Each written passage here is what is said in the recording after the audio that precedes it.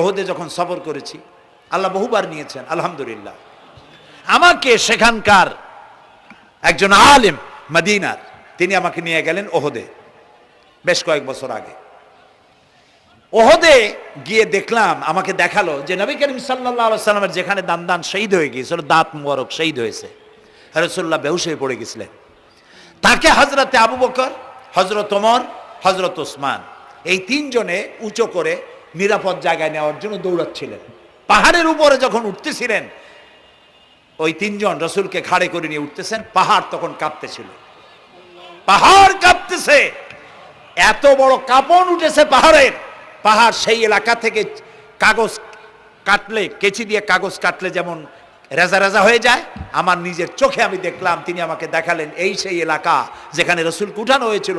পাহাড় আল্লাহর ভয়তে কাঁপতেছিল তরতর করে।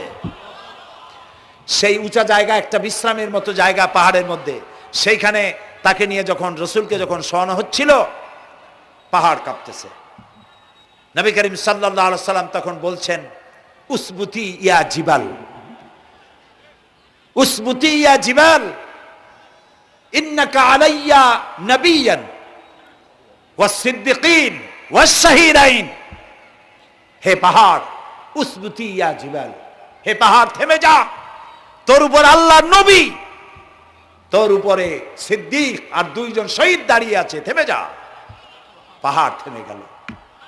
সিদ্দিক হযরত আবু বকর, দুইজন শহীদ তোর উপরে, হযরতে ওমর, হযরতে ওসমান রাদিয়াল্লাহু তাআলা আনহুমা। কবে শহীদ হবে রাসূলুল্লাহ আজকে বলতেছেন, তোর উপরে দুইজন শহীদ দাঁড়িয়ে আছে। এইভাবে কষ্ট করেছেন নবীজি, ক্ষুধায় কষ্ট করেছেন, যুদ্ধ করেছেন। তবে সেই যুদ্ধ আক্রমণাত্মক ছিল না, ডিফেন্সিভ ছিল। আক্রমণকে প্রতিহত করার জন্য তিনি লড়েছেন। প্রিয় ভাই সব, এত কষ্ট করার পর তিনি যে দিন কায়েম করে গিয়েছিলেন, আল্লাহ তাআলা বলছেন ওয়াতুজাহিদুনা ফি সাবিলিল্লাহি, আল্লাহর রাস্তায় লড়াই করো জান দিয়ে আর মাল দিয়ে আমার দ্বীনকে প্রতিষ্ঠা করার জন্য। যদি তোমরা ইসলাম বুঝে থাকো, এরই মধ্যে তোমাদের জন্য কল্যাণ নিহিত রয়েছে। সুবহানাল্লাহ বলেন, এরই মধ্যে কল্যাণ।